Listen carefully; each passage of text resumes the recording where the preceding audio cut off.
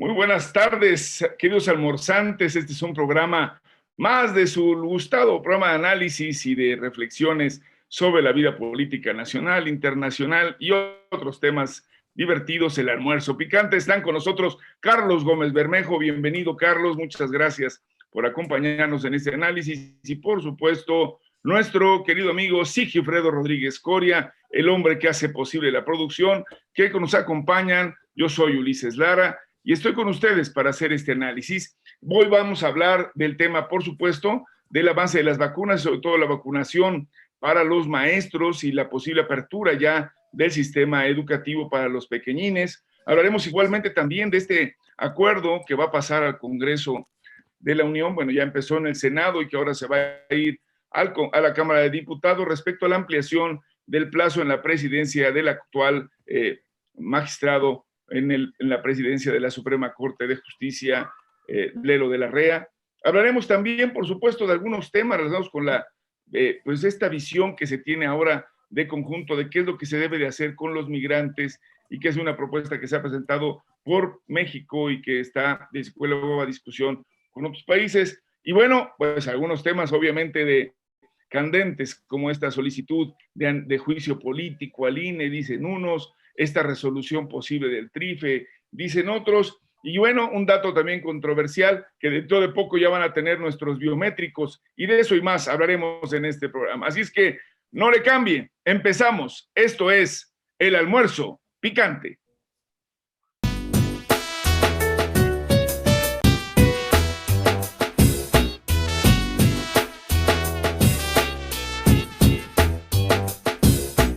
Muy bien, pues empezamos con el tema que ha sido nuestro tema de análisis permanente, regular, y es el caso ya de las vacunas. Platícanos, Igi, ya fue comunicado por parte de la Secretaría de Educación que a partir de esta semana en diferentes estados les corresponderá ya la vacunación a todos los profesores de educación básica. ¿Cómo va el asunto, mi querido Sigi? Cuéntanos. Ulises, Carlos, excelente inicio de semana a todos nuestros almorzantes. Es un placer y un honor estar con ustedes siempre que nos den esta oportunidad de entrar a sus smartphones. Vamos a estar junto con sus datos biométricos ahí alojaditos uno al otro. Muchas gracias. Y efectivamente, Ulises, tenemos más allá del chistoretín, ustedes perdonen, vamos a tener el calendario de vacunación efectivamente para maestros. Primer punto. Vacuna de una sola dosis, CanSino Sinovac. Esa va a ser la vacuna, así que se pondrá en una.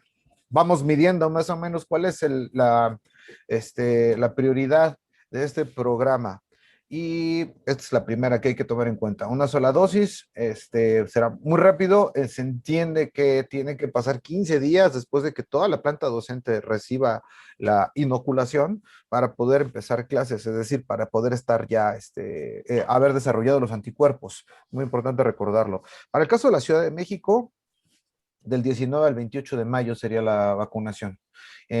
Junto con Querétaro, Quintana Roo, Puebla, Yucatán, CDMX, Baja California Sur y Chihuahua, por supuesto.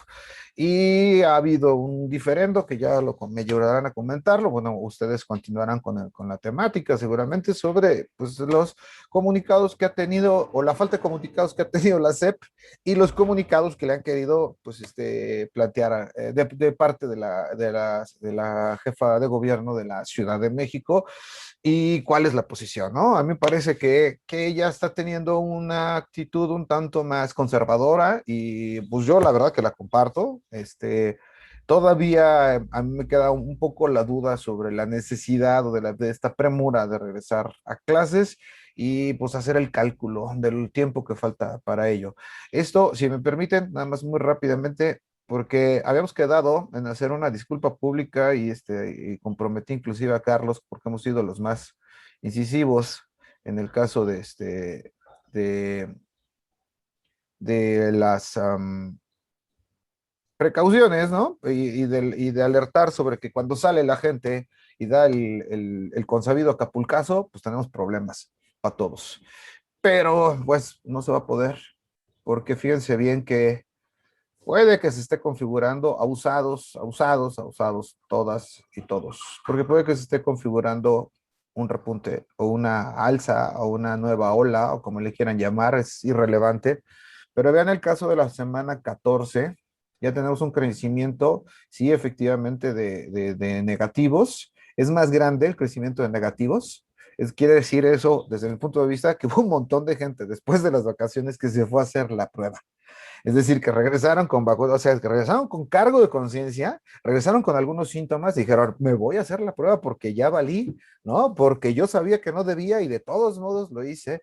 Entonces creo que a eso se debe este crecimiento de negativos.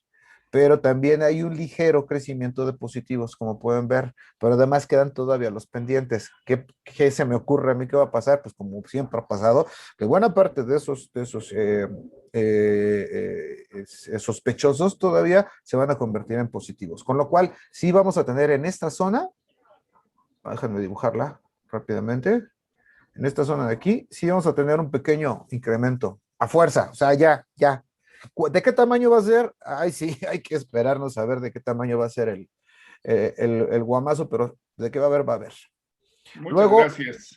termino nomás, espérame, dices, mira, es que esto es tenebroso también.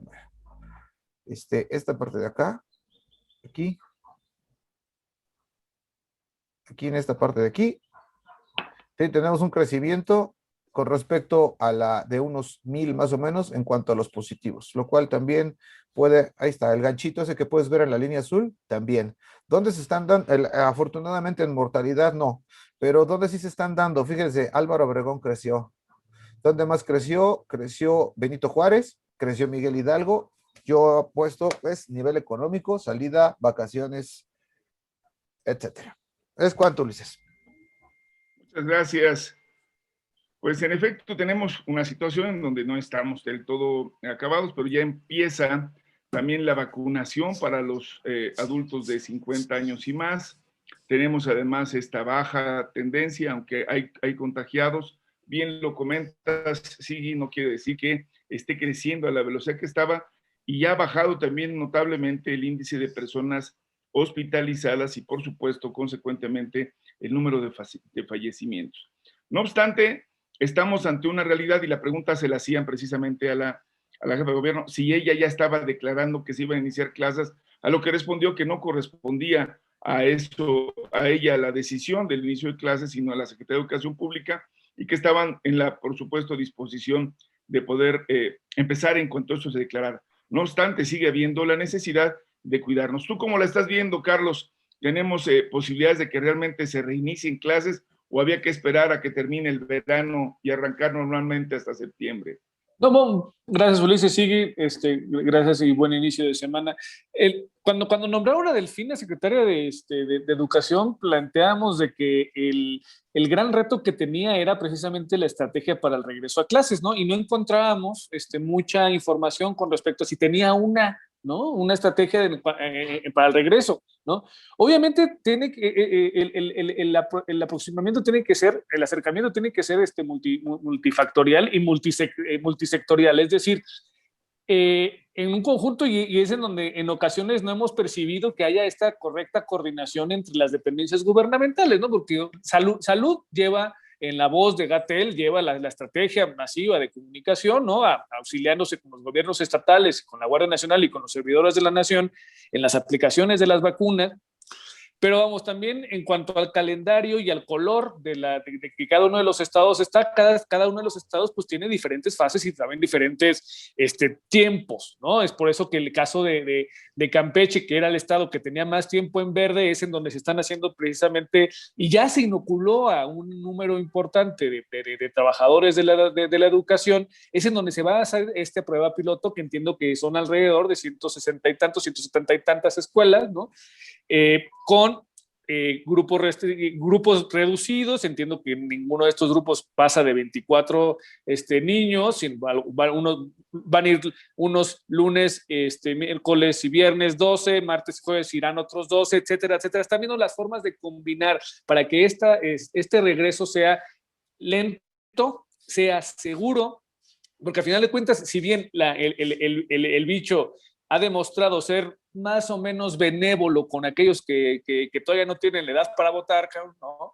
Esto no significa que no tengan el bicho y que no se lo compartan a otra gente. O sea, los niños se vuelven vectores, ¿no? O sea, y luego con eso de que ya salen de la escuela y los papás regresan a trabajar y les va a cuidar el abuelito, pues que entonces qué bueno que se vacunó ya el abuelito, ¿no? O sea sí, y ya estamos viendo estos ejemplos o estas iniciativas que encontrábamos tal vez disociadas, están teniendo ya congruencia, de cierta manera, porque los veíamos como estrategias disociadas y aisladas, sin relación una con otra, pero ya le estamos encontrando la cuadratura al círculo. O sea, si los abuelitos se van a quedar a cuidar a los niños y los niños pueden ser vectores, pues qué bueno que los niños ya estén vacunados, ¿no? Y en ese sentido, entonces, es de que si bien aún no queda clara si esta va a ser una estrategia unificada o van a dejar a que cada Secretaría de Educación estatal tome ciertas prerrogativas o tome ciertas atribuciones, o solamente será la SEP federal y Delfina junto con el equipo que no esté ocupado con los libros de texto, ¿no? Se decide entonces a tener una estrategia nacional unificada. Ese es por donde lo veo yo, y no es sí, que quedaría una duda para el debate. Creo que así está planteado, Carlos. Una duda para el debate es rapidísimo. ¿Es trabajadores de educación, son profesores de educación básica pública o también entre los privados, como la bronca con los médicos? Bueno, hasta ahora ha sido un tema público, o sea, sí tiene que ver con la educación pública, sí tiene que ver con los profesores que están sindicalizados.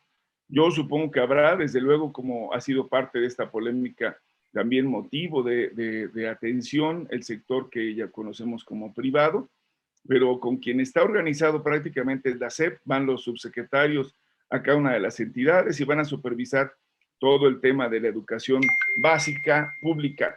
Y yo creo que sería, desde luego, lo más conveniente es que pues también los chicos de las escuelas privadas tengan a sus maestros debidamente vacunados, como sus aulas sanitizadas y todo el mundo en esta construcción. Mañana ya anunció el presidente que se vacuna, lo cual prácticamente nos significaría en términos reales que estamos en un pleno proceso, llamémosle ya, de protección generalizada. Faltan varios millones, no es una tarea simple, pero se empieza a perfilar la necesidad de hablar de la reconversión de nuevo de los hospitales.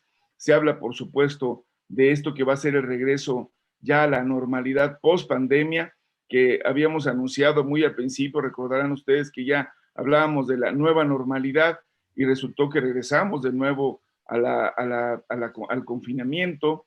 Así que creo que esta vez habrá que tenerlo en cuenta. La tarea del regreso va a significar también una tarea sumamente planificada.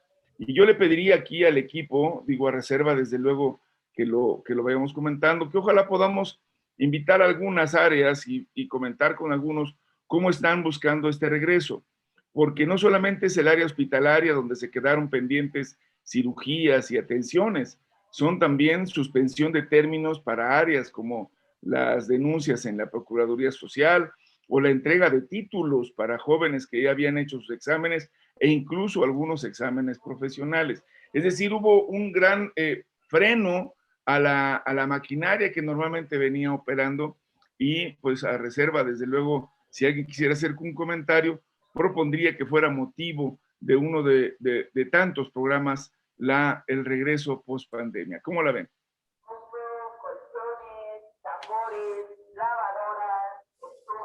Carlos, adelante.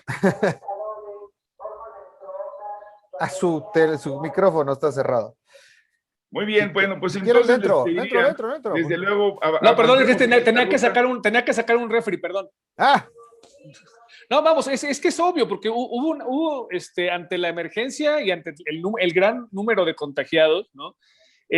Sí, es una realidad que el sistema de salud había sido desmantelado, había sido poco procurado y que había una deficiencia en muchos lados de cobertura, ¿no? Y ante una pandemia de estas dimensiones, pues, bueno, lo urgente, pues, se impuso a lo importante, ¿no? O sea, para uno de nosotros que tuviéramos un familiar enfermo, que tuviera una cirugía programada, vimos con dolor que, bueno, que esta cirugía pues no iba a poder ser programada porque la prioridad era hacer frente a esta pandemia, y muchos hospitales pues fueron convertidos 100% a la atención de los pacientes con COVID.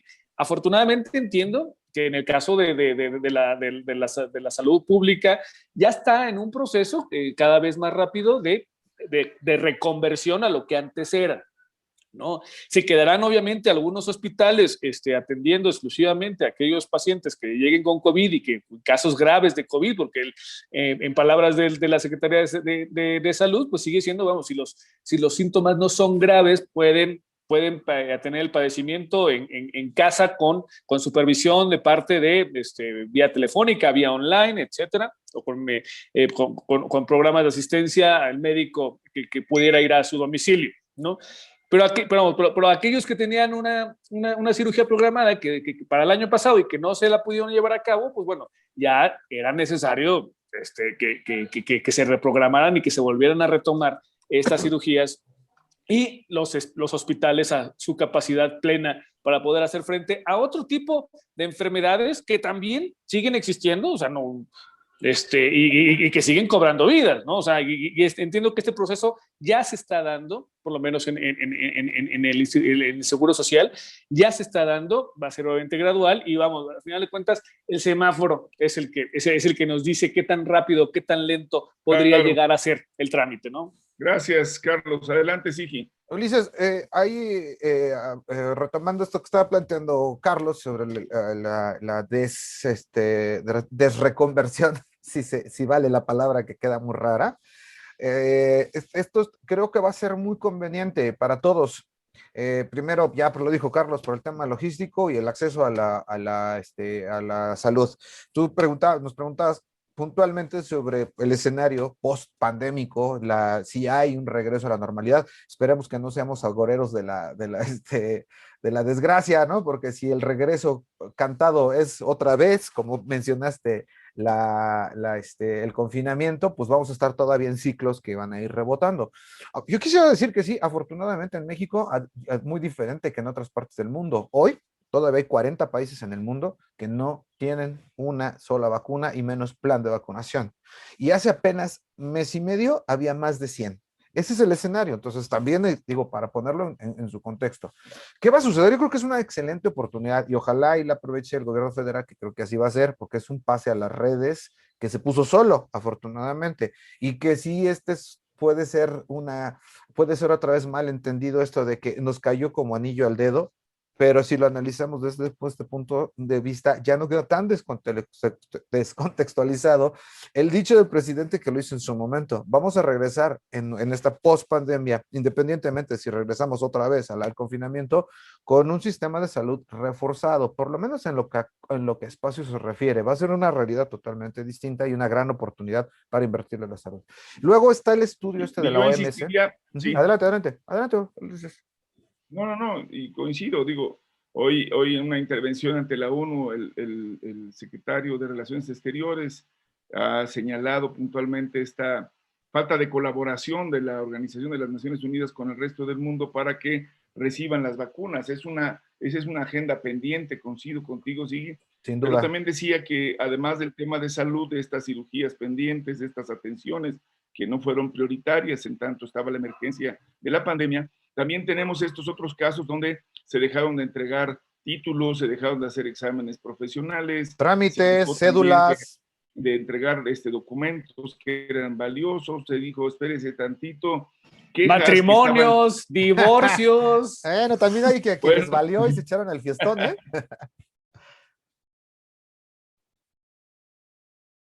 Que sigamos hablando, porque pues ya que viene este regreso, y no sin ser agoreros de nada, sino de la tarea que representa, pues ojalá y nos pongamos a tono, entre ellos el tema electoral. Y para eso pediría que también igualmente pues empezáramos con dos comentarios que me parece valioso que ustedes nos hagan sobre dos temas que están ahí. Uno, el acuerdo de un transitorio en el Senado de la República para que la presidencia de la Suprema Corte de Justicia se extienda hasta el 2024, no haya cambio, y le permitan a Saldívar Lelo de la Rea pueda continuar en el cargo y que a partir de ello, bueno, pues esté en condiciones, se dice, de darle finalmente sentido y conclusión a la reforma. Y esto ha sido motivo de un debate y otro que tendría que ver con el posible juicio político de los consejeros del INE, Ciro Murayama y el señor Lorenzo. ¿Lorenzo qué? Bueno, Lorenzo. Pues muy Lorenzo. Un señor muy bien. Lorenzo. Pues empecemos con el primero. ¿Qué opinión Córdoba te merece, Vianello. Vianello. Córdoba Vianello. Córdoba Vianello. Vianello, muy bien, ragazzi. Carlos, tu opinión, por favor, sobre el tema de la ampliación del plazo de presidencia. No, lo veo un despropósito, no lo veo correcto. Al final de cuentas, quien tenga que tomar la decisión, entiendo que ya cae en la cancha de los diputados, que al final de cuentas se emitan si procede o no. El argumento se me hace poco sostenible, en el sentido de que, vamos, él es el único que puede garantizar que el proceso de la reforma judicial llegue a buen puerto. Vamos, es que por eso este país ha luchado para tener instituciones para que no sean necesariamente dependan de un personaje, ¿no? En este sentido. Entonces, si el peso de una institución va a ir aunque así sea el presidente de la Corte, o sea... yo quiero pedirles a ustedes su intervención, porque el Senado de la República tomó un acuerdo en su pleno el pasado viernes en relación a una reforma en el apartado correspondiente a la ley orgánica de la Suprema Corte de Justicia para que en un transitorio se le diera una extensión del plazo en la presidencia al actual ministro que está al frente de la Corte. Esto se ha considerado un asunto demasiado controversial porque es una reforma, dirían algunos, a modo y específica para que continúe el magistrado Saldívar Lelo de la Rea al frente de este organismo tan importante, este poder que es el de la Suprema Corte de Justicia. ¿Qué opinión te merece, Carlos? Sabemos que va a pasar, por supuesto, a la Cámara de Diputados, pero ¿qué opinión te merece esta decisión? Lo veo desde cómo se aprobó, o sea, con el Partido Verde sacándose de la manga el transitorio, que no estaba en el orden del día, etcétera, etcétera. Lo veo, no lo veo bien, ¿no? Este país ha luchado y ha formado instituciones precisamente para que el buen funcionamiento de las mismas no recaigan sobre un personaje o un individuo o individua en particular, ¿no? Entonces, si el argumento es de que solamente Saldívar Lelo de la Rea, apellido de mucha alcurnia dentro del gremio de los abogados, ¿no? El único garante de que la reforma jurídica, la reforma al Poder Judicial llegue a buen puerto es él, habla de que las instituciones siguen siendo muy endebles en este país al darle todo el peso al darle el peso de que este proceso solamente puede ser encauzado, puede ser llevado de la mano por él, ¿no? O sea, habla de que el Poder Judicial pues no es una institución consolidada, sino que, vamos, sigue estando la personalidad del presidente de la Corte, en este caso, que es el papel que él está fungiendo, pues tiene más peso, ¿no? O sea, cosa que, vamos, con la cual no estoy de acuerdo. Por eso las instituciones son instituciones.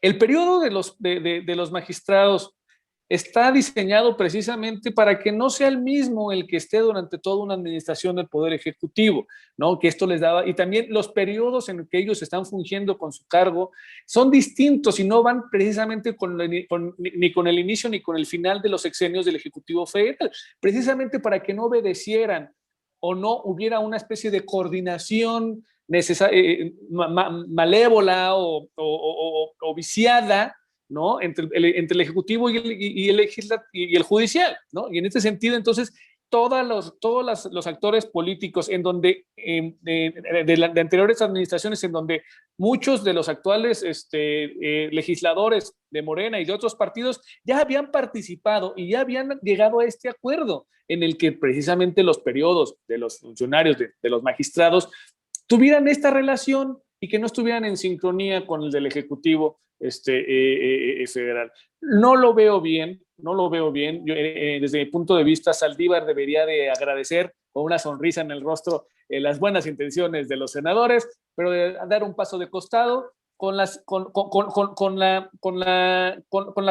justificación legítima por todas luces de que, señores, yo fui elegido por tanto tiempo por mis pares y mi periodo acaba el año que entra. Tan, tan. Muy bien, Carlos.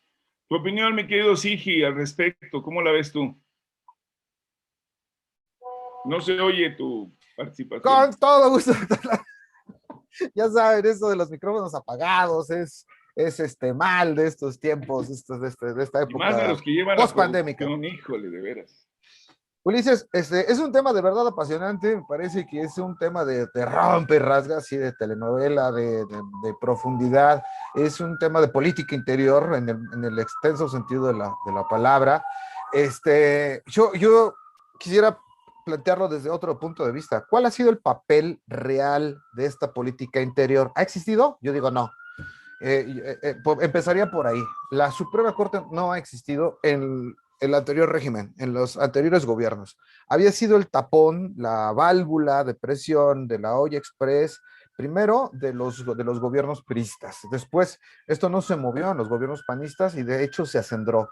Se hicieron entonces cada quien de sus clientelas de jueces y de magistrados que fungieron solamente como validadores, comparsas del resto de los poderes y pues particularmente del presidencialismo priista y del ejecutivo tan fuerte que representaba en esos tiempos, ¿no? Decía el doctor Meyer, cuando el país era 110%, cuando la corte y los órganos de gobierno todos eran 110% priistas, ¿no?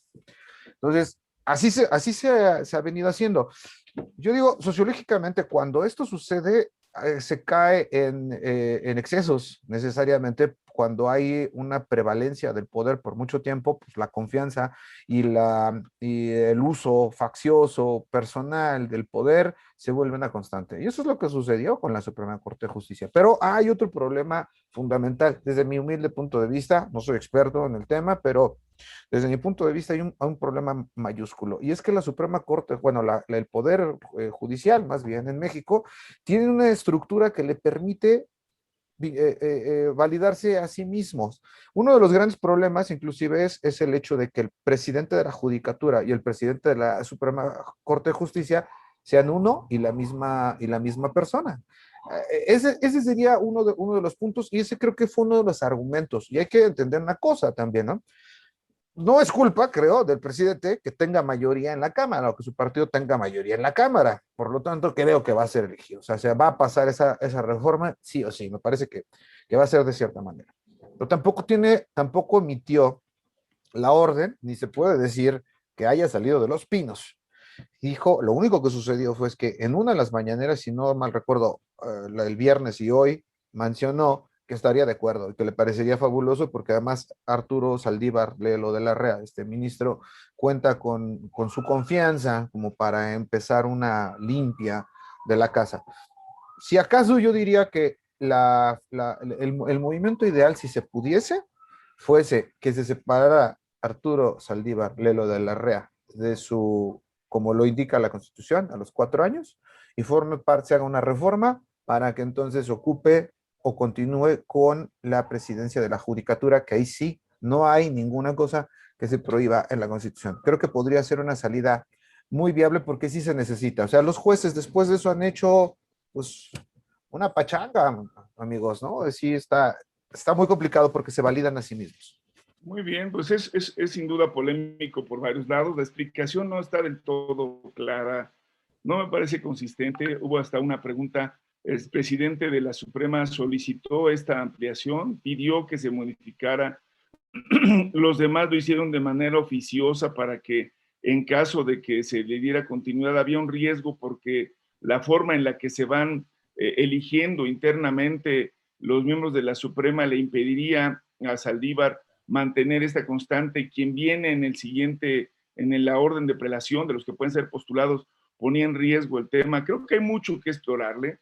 Creo que sí hay que reconocer que estos temas a la hora de la verdad tienen mucha más carnita que solamente la parte formal. Creo que tendríamos que indagar con mayor profundidad. Hoy el presidente ya estaba señalando que se ponía en riesgo Y entonces aquí sí tiene que ver un tema muy concreto. ¿Quién sigue en el orden de prelación y cuáles sean las posibilidades de que quien llegase no estuviera dispuesto a apoyar la reforma? Y si así se hacía, ¿cuál sería la ventaja de dejarlo que transcurriera dentro de ese poder y no darle ventaja dentro del sistema judicial? Yo nada más les recuerdo, hubo un personaje que llegó a la Suprema Corte de Justicia por acuerdo del Senado sin mayor mérito que haber sido del CISEN, haber sido procurador, no tenía los tamaños, los arrestos y recientemente renunció. Y luego se nos olvidan ese tipo de cosas. Pero ¿cuál era la misión de ese personaje que para algunos era personero? Pues defender los intereses de un segmento importante de los que habían llegado al gobierno y que deseaban pues fueran en algún momento quienes atajaran las medidas, ya fuera por demandas, ya fuera por amparos o cualquier otra cosa que llegara a la Suprema Corte. Algo pasó, nunca nos explicaron cuáles fueron los motivos de la renuncia de este personaje de la Suprema Corte, pero permitió que se movieran los equilibrios al interior de ese órgano colegiado, que si bien, como lo acaban de decir, de repente puede ser autovigilante y tiene bajo su mando pues a toda esta estructura del poder judicial del país. Y cada uno de los poderes en los estados pues tienen que ver con el gobernador, y conocemos de algunos casos, por lo menos en el caso de la Ciudad de México, donde uno de los presidentes se prolongó en su mandato, no una, sino varias veces, para lo que decía Carlos, y había que decirlo, en algunos casos se convirtieron por la posibilidad de ir construyendo a estos miembros integrantes de diferentes niveles, pues el lugar para que siguiera siendo él quien lo votara. Un poco como lo hemos visto, ¿no? Hoy Carlos, antes de empezar este tema del debate y tenerlo en la agenda, nos decía, ya logró el señor Putin en su país tener un periodo de ampliación de su mandato. Y otros dirían, bueno, ¿y quién dijo que no podía seguirse ampliando el mandato de la señora Merkel? Pues los acuerdos políticos al interior del Parlamento alemán y de los acuerdos políticos que hay. Ese es el tema. La realidad es que la ley, con todo y el propósito que puedan tener, también responde concretamente a un proyecto y una visión y a una determinada época política. ¿Por cuál estamos pasando? ¿Qué sigue? Habrá que esperarlo. Sigue, asegura y garantiza que pasará, se le dará continuidad, habrá que esperarlo, esto ocurrirá seguramente mañana, pero mientras nosotros estaremos al tanto de la información.